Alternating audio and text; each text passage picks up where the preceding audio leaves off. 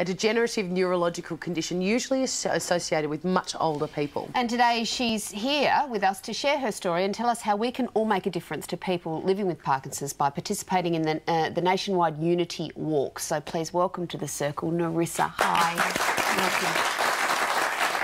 Nerissa, can you tell us, I mean, 28 is really young to get this disease. How did you know that something was wrong? Well, I'm actually a pretty positive person, so I didn't actually realise anything serious was wrong, and this was despite the fact that things like using a knife and fork had become difficult. I'd have welts on my fingers from trying to control the cutlery because my dexterity motor skills had gone out the window, like typing skills had gone. Just everyday things like getting out of the house. It was taking me an hour longer to get out of the house in the morning. But it's not like you wake up one morning those things have happened. It's like needing glasses. It's slow, yeah. And your brain just wasn't... You were telling your brain to do things and then your hands weren't following suit. And it sort of became my norm because it's so slowly degenerative. It was just... yeah, so I went to the doctor for another reason and asked for a referral to a physio because I thought it might have been a netball accident, sort of lingering injury, but... Right. Yeah. Nerissa, how does it affect your everyday life?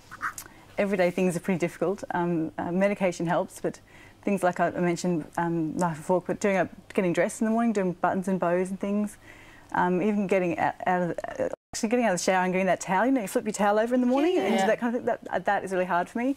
Usually I kind of flip, and one side flips over and the other one sort of lags behind, and so drying myself in the morning can be hard. I kind of tend to do a bit of hair drying action. I love it. What are some misconceptions about Parkinson's? Well, that it's an old person's disease. That it's an elderly person's disease, and that it's the shakes because I don't have a tremor.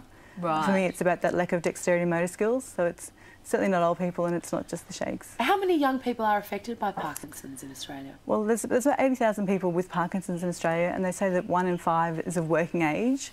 So that's a lot, you know. Gosh. Yeah. But then when you were talking sort of under 30, it might be sort of 5% of people with Parkinson's. And no, go ahead, sorry. I just want to talk to us about the Unity Walks because you know, this is something I think everyone would love to get involved with. Yeah. How can we? It's great. It's a walk. It's happening in Sydney and Melbourne on the 29th of August. Yeah. You can register at unitywalk.com.au. We've got some footage there. There's Kenny at the front. Shane Jacobson. It was in Melbourne for the first time last year. It was a great day. It was toddlers and grandparents and aunts and uncles and friends and family.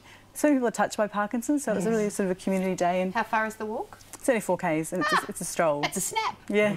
It's also happening in Adelaide, in Perth, in September. Yeah. And what else can people do to kind of show their support? Well, they don't have to sort of walk. They could actually just go to the website and donate as well. They could sponsor me, or they could just donate money. So, Nerissa, what have you been told by your doctors in terms of your long-term diagnosis? Does your medication increase? Are you on medication? Do they say it's going to get worse? How are you going to manage this from now on? Well, it's a designer disease, which I kind of like the idea of that. Oh, that's nice, isn't it? If you're going to have a disease. They're going to design a disease, but which means that it's everyone's very individual. So my grandmother actually had it. And when I was diagnosed that day, my mind went immediately to my grandmother, who was bedridden in a nursing home at that stage. But it doesn't mean that's my journey. It's very different for everyone. Things will get more difficult. I'm not sure how long I'll be able to work for. I'm not sure if I'll be able to have children.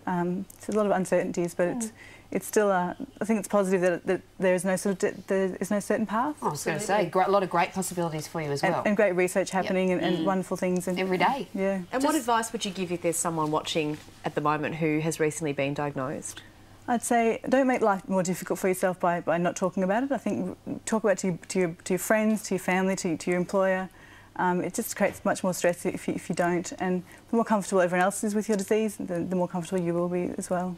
You're a great ambassador for increasing awareness, and we wish you well and good luck with the walk. Please thank Nerissa Mapes. Yeah, thanks, Nerissa.